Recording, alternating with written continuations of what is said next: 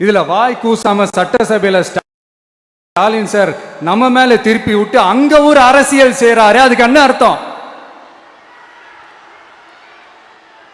நமக்காக வந்திருக்கிற மக்களை காக்க வைக்கிறதுக்கு நான் ஒன்னும் ஆதாயம் தேடுற அரசியல்வாதி எல்லாம் கிடையாது. மக்களுக்காக அரசியலுக்கு வந்தவன் இந்த விஜய்.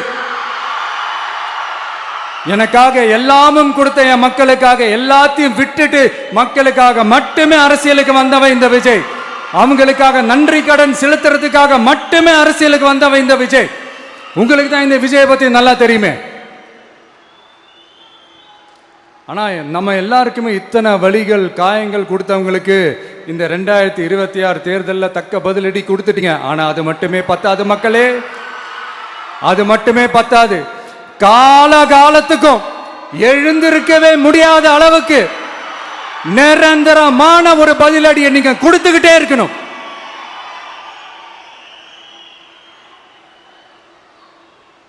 இப்படிலாம் பண்ணா நான் மக்களை விட்டு ஓடிடுவேன் நினைப்பா? யார் என்ன ஓடினாலும் நான் மக்களை விட்டு எல்லாம் ஓட மாட்டேன்.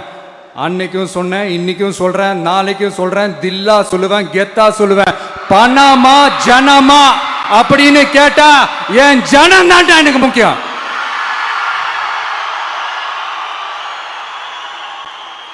மக்களே, உங்களோட எனக்கு இந்த காசு பணம் முக்கியமா என்ன? இவ்வளவு குறைகள் நம்ம மேல சொல்றாங்களே, இப்ப நான் சொன்ன மாதிரி அவங்களால ஓப்பனா சொல்ல முடியுமா? அந்த தில்லு இருக்கா, திராணி இருக்கா? ஒரு கிடையாது. ஆனா நம்ம மக்கள் அமைச்சு கொடுத்த நம்ம அரச குறைகள் மட்டும் டிசைனா மாடல் மாடலா குறைகள் மட்டும் சொல்லுவாங்க. ஒவ்வொரு டிபார்ட்மெண்ட்லயும் அந்த பார்ட்டி ஃபண்ட், அந்த கட்சி நிதின்ற பேர்ல அடிக்கிற கொள்ளையெல்லாம் இந்த தீய சக்தியா இருக்கட்டும், தீந்து போன சக்தியா இருக்கட்டும், ரெண்டு பேரும் மாறி மாறி இதே தான் செஞ்சிட்டு இருக்கிறாங்க. இதுல ஒரு ஹைலைட் காமெடி என்னன்னா, சட்டசபையில் பேசும்போது பார்ட்டி ஃபண்டுன்னு தான் சொன்னேன்.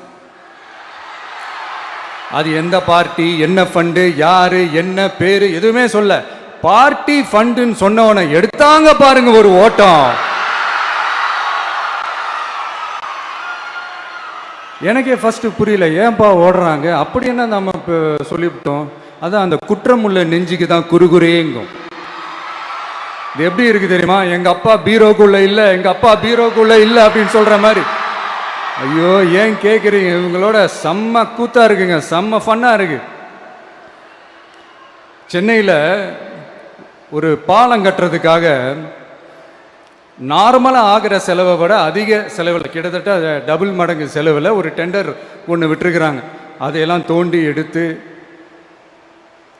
அதெல்லாம் இப்போது கண்டுபிடிச்சி கேன்சல் பண்ணியிருக்கிறோம்.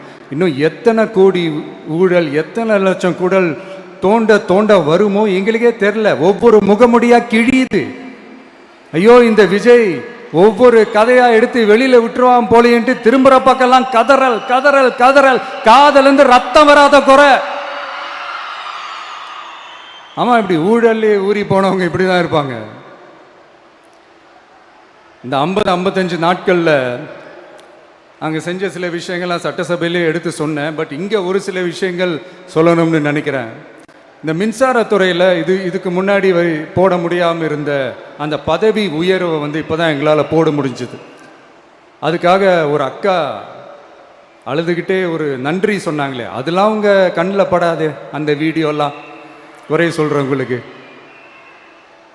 அடுத்து லஞ்சம்லாம் ஒழிக்க முடியாது, ஊழல்லாம் ஒழிக்க முடியாது, அதெல்லாம் பிளட்டிலேயே ஊறி போய் இருக்கு அப்படின்னு சொன்னவங்க போய் ஒவ்வொரு கவர்மெண்ட் ஆஃபீஸாக பாருங்க, ஒரு பைசா லஞ்சம் இல்லை, ஒரு பைசா ஊழல் இல்ல, வேலையெல்லாம் சும்மா டக்கு டக்கு டக்குன்னு நடக்குது.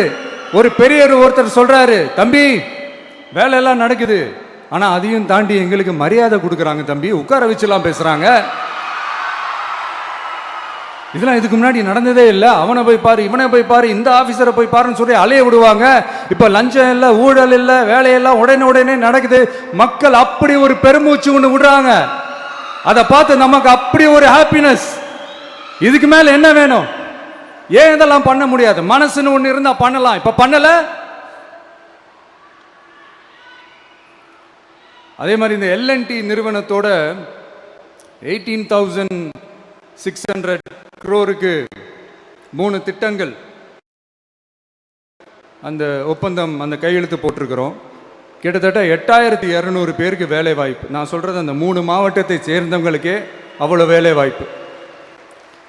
குறுவை சாகுபடிக்காக 134 கோடியில் அந்த சிறப்பு தொகுப்பு திட்டம் அறிவிச்சிருக்கிறோம் நம்ம விவசாயிகளுக்காக. இப்போவும் சொல்கிறேன், நம்ம விவசாய பெருமக்களே, உங்களோட இந்த அரசு கூடவே நிற்கும். பெண்கள் பாதுகாப்புக்காக சிங்கப்பெண் அதிரடி படை, அது உங்களுக்கு நல்லா முன்னாடியே தெரியும். வரப்போகிற அறிஞர் அண்ணா அவர்களுடைய பிறந்த நாளில் உங்கள் அண்ணனுடைய அரசில் தாய் மாமன் தங்க மோதிர திட்டம் அறிவிக்கப்படும். இதெல்லாம் கேட்டாங்களே, வாக்குறுதி கொடுத்தீங்களே, என்னாச்சு என்னாச்சுன்னு. இந்த தீய சக்தி மாதிரி ரீல் தாய் மாமன்லாம் கிடையாது, ரியல் தாய் மாமன். எப்படி ரியல் தாய் மாமன்.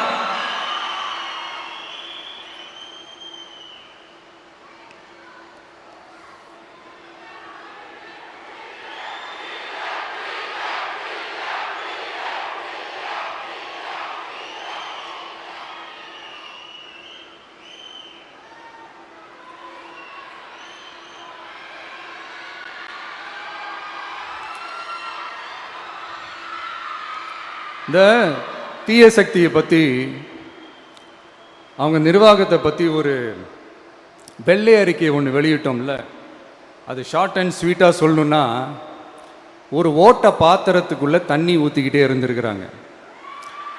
பாத்திரம் எம்டியாகவே இருந்திருக்கு, ஆனால் ஊற்றின தண்ணி தான் எங்கே போச்சுன்னு தெரில. கடவுளுக்கு தான் வெளிச்சம். அது மாதிரி இப்போ நம்ம சொன்னதெல்லாம் சும்மா ஒரு சாம்பிள் தான்.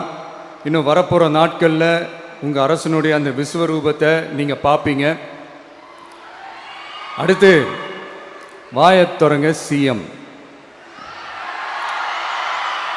அடாடா, உங்கள் சிஎம் நெஞ்சிலேயே குத்திட்டு வந்தீங்க பாருங்க, அதெல்லாம் வேற லெவல்.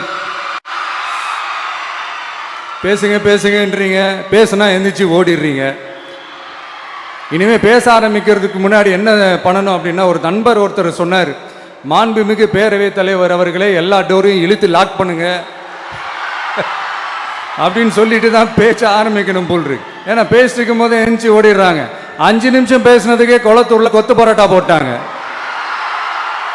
இதுக்கு மேலே பேசினா மொத்தமாக முடிஞ்சிடும், பார்த்துக்கங்க. நாம் அரசியல் பேசினா விஜயெல்லாம் அரசியல் பேசலாமா அப்படிங்கிறது. சரிப்பா, நமக்கு எதுக்கு வம்பு, நம்ம பாட்டுக்கு நம்ம வேலையை பார்ப்போம், எதுக்கு அவங்கள பற்றி பேசிக்கிட்டு அப்படின்னு இருந்தால் விஜய்க்கு அரசியலே பேச தெரில அப்படிங்கிறது. இப்படியே மாறி மாறி மேகதாது அணையை பற்றி என்ன தெரியும், விஜய் அதை பற்றி பேசலை. இப்படி நம்ம அரசியலுக்கு வந்ததுலேருந்தே ஒரு கூட்டம் குறை மேலே குறையா சொல்லிக்கிட்டு, பாட்டுக்கு பாட்டு கச்சேரி எங்களுக்கும் பண்ண தெரியும், பண்ணலாமா? இந்த மேகதாது அணை சம்பந்தமான அந்த வழக்கில் தமிழ்நாட்டோட பெட்டிஷனை சுப்ரீம் கோர்ட் எப்போ ரிஜெக்ட் பண்ணுச்சு? அப்போ யார் ஆட்சியில் இருந்தா? ஏன் ஒழுங்காக வாதாடல? நீங்கள் ஒழுங்காக வாதாடி இருந்தீங்கன்னா அதை ரிஜெக்ட் பண்ணியிருக்க மாட்டாங்கல்ல. ஏன் ஸ்டாலின் சார் வேணும்னே விட்டுட்டாரா?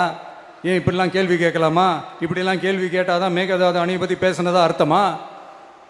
ஏன் அந்த ஸ்டேட்டு சிஎம் பேசுகிறாரு, நீங்கள் ஏன் பேசலை அப்படின்னா, நம்ம ஸ்டேட்டோட உரிமையை எங்கே நிலைநிறுத்தணுமோ அதுக்காக வேலை பார்க்குறது மட்டும்தான் முக்கியம். சும்மா சவால் விட்டுக்கிட்டு சீண்டிப்பார், நான் யார் தெரியுமா, தொட்டுப்பார், இப்படிலாம் பேசிக்கிட்டு இருந்தால் வேலைக்கு ஆகாது. சும்மா பேசி பேசி பிரச்சனையை வளர்த்துக்கிட்டு யார் மேலே அது பழியை தூக்கி போட்டுட்டு அப்புறம் மக்களை அம்போன்னு தெருவில் விட்டுட்டு இப்படி தான் ஒரு அரசியல் பண்ணணும்னா அந்த அரசியல் நமக்கு தேவையும் இல்லை, அதை நம்ம செய்யவும் போகிறதில்ல. Talk less work more mode தான், அதுதான் நம்ம பாலிசியே. அதனால தான் சட்டசபையில் அந்த அரசினர் தீர்மானம்னு சொல்லி ஒன்று கொண்டு வந்தோம். அது எப்படி டு டேக் இட் ஃபார்வர்ட், எப்படி கொண்டு போகணுமோ அதை சரியாக செய்வோம். சென்ட்ரல் கவர்மெண்ட்லேருந்து அந்த டீலிமிட்டேஷனை திரும்ப கொண்டு வர போகிறதா ஒரு பேச்சு ஒன்று அடிபடுது.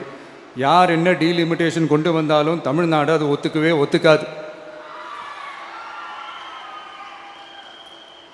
நமக்கான இடத்த யாரும் பறிக்கவும் முடியாது, அது பறிக்கவும் விட மாட்டோம்.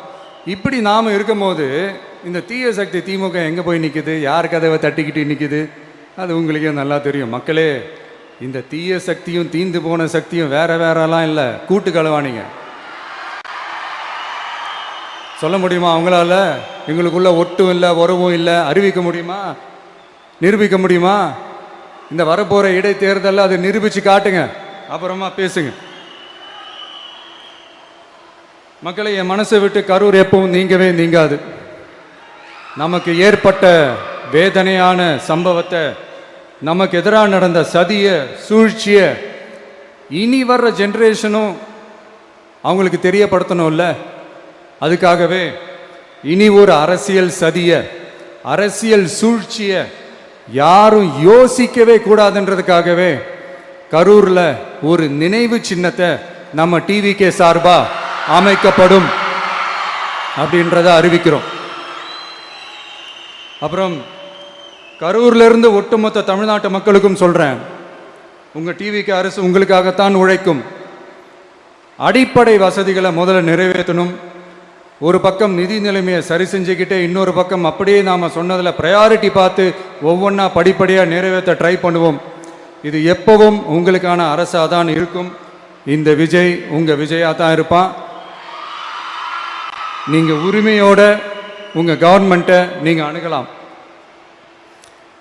இந்த தீய சக்தி ஆட்சி முடிஞ்சு பொட்டிக்குள்ளே போனதுலேருந்தே என்னென்னமோ பண்ணுறாங்க, இது ஏதோ பேசுகிறாங்க, சோஃபாங்கிறாங்க, வாஷிங் மிஷினுங்கிறாங்க.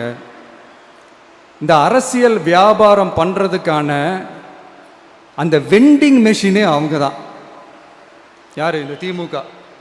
இதில் நம்மளை பார்த்து வாஷிங் மிஷினுங்கிறாங்க. எலெக்ஷனில் ஓட்டுக்கு காசு கொடுக்குற அந்த கலாச்சாரத்தையே, அந்த கல்ச்சரை அடித்து நொறுக்கி இருக்கிறோம். எலெக்ஷன்லேயே அப்படி வேலை பார்த்த நாம, நமக்கு எதுக்கு இந்த குதிரை, கழுதை, ஒட்டக பேரெல்லாம்?